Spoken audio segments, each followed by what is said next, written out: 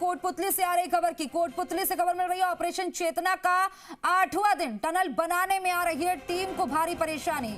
अब तक 7 फीट तक टनल की हो चुकी है खुदाई और पिछले करीब 181 घंटों से ही रेस्क्यू ऑपरेशन चल रहा है, लेकिन अभी भी बालिका तक नहीं पहुंच पाई है टीम। बालिका को लेकर परिजनों की उम्मीदें बरकरार हैं। खेतड़ी और भीलवाड़ा से मंगवाए गए हैं हाई टेक्नोलॉजी के उपकरण। एयरफोर्स और लोकल इंजीनियर भी बुलाए गए हैं मौके पर। टनल और बोरवेल के गड्ढे के मिलान के लिए बता दें कि एक्यूरेसी को लेकर बुलाए गए एक्सपर्ट्स। टनल खुदाई में गति लाने के लिए अब गड्ढे में उतारे गए 3 जवान। फिलहाल एनडीआरएफ के जवान लगातार टनल की खुदाई कर रहे हैं।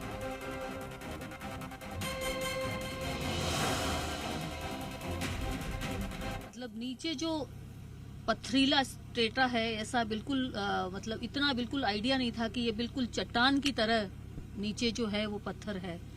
तो उसको काटने के लिए और सारे जो हाथ से कटिंग हो रही है, ये जो हैमर, चिपिंग मशीन और लगातार जो टीमें काम कर रही है, वो लोग मतलब एक तो जहाँ पे वो पत्थर काट रहे हैं वो पत्थर नीचे गिर रहा है, वो पत्थर पूरा नुकीला है, उन्हीं नुकीले पत्थरों के ऊपर बैठ के वो लोग काम कर रहे हैं।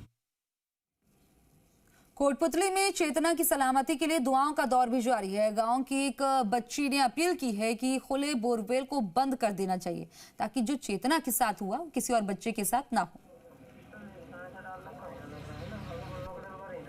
मेरा नाम तेजा सोनी है।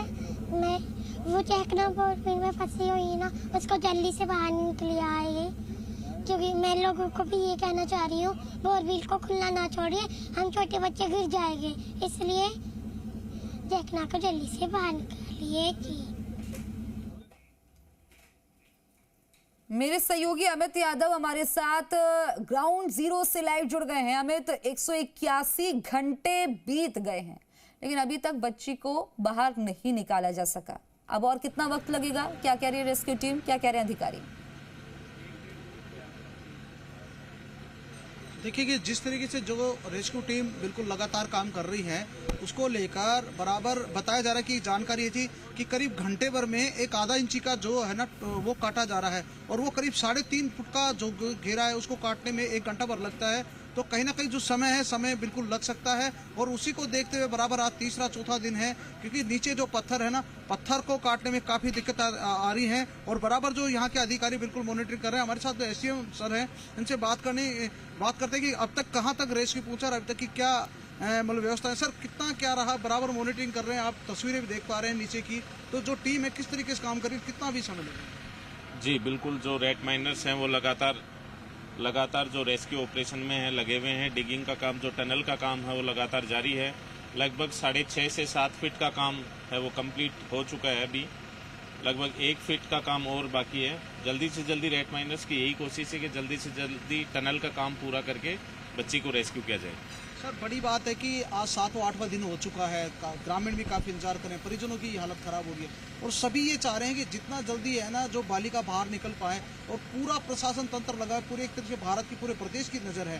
तो सर, कहीं उम्मीद जताई जा सकती है कि आज पूरा निकल पाए? इसको लेकर और एक्स्ट्रा क्या एफर्ट्स लगाए जा रहे हैं ताकि और जल्दी काम हो सके? बिल्कुल, पूरी टीम की जो रेस्क्यू टीम है उन सब की कोशिश लगातार है वो जारी है। लगातार कार्रवाई को अंजाम देने की कोशिश कर रहे हैं। लोकल प्रशासन है, एसडीआरएफ है, एनडीआरएफ है, सभी टीमें जो भी संसाधन उनको रिक्वायरमेंट है लगातार उनकी मॉनिटरिंग हो रही है, लगातार उनको उपलब्ध किया जा रहे हैं बिना देरी के। हम सब की यही कोशिश है कि जल्दी से जल्दी चेतना को रेस्क्यू किया जाए। बिल्कुल सर, जैसे कि सर नीचे पथरीला इलाका है और पत्थर भारी बता रहा था, उस पत्थर की स्थिति क्या है उसको लेकर एक्सपर्ट टीम भी बुलाई गई थी।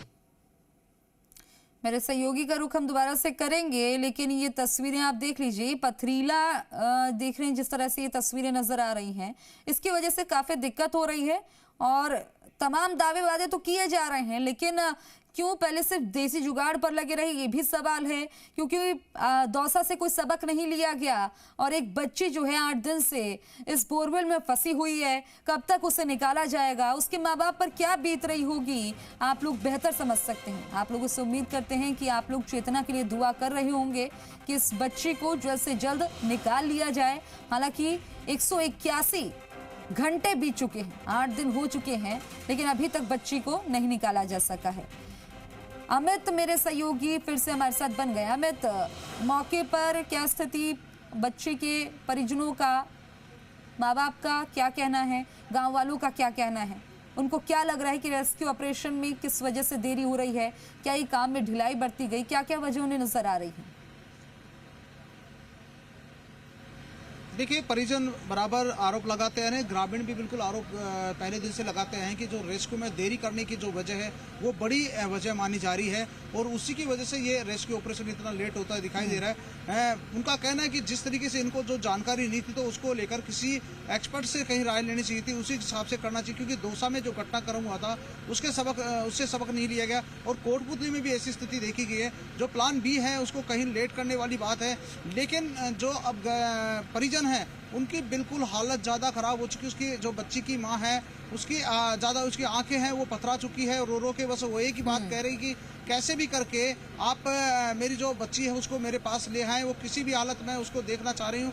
उन्होंने मोदी जी से भी एक अपने बात कही है, उन्होंने अपनी बात रखी है, यहाँ तक कि भजन लाल जी को भी बात रखी है कि मैं दोनों के आगे हाथ जोड़ती हूँ कि मेरी जो बच्ची है उसको कैसे भी ले, जो आपकी जो टीम है, आपका जो प्रशासन है वो जल्दी जल्दी काम करे। तो ये तो एक समझने वाली बात है कि जिस परिवार में इस तरह की घटना होती है उसके साथ इस तरह की बात होना एक लाजमी मानी जाती है। जी खुशबू। ठीक है अमित, मौके पर आप लगातार नजर बनाए रखिए, अपडेट आपसे लेते रहेंगे। जानकारी साझा करने के लिए शुक्रिया आपका।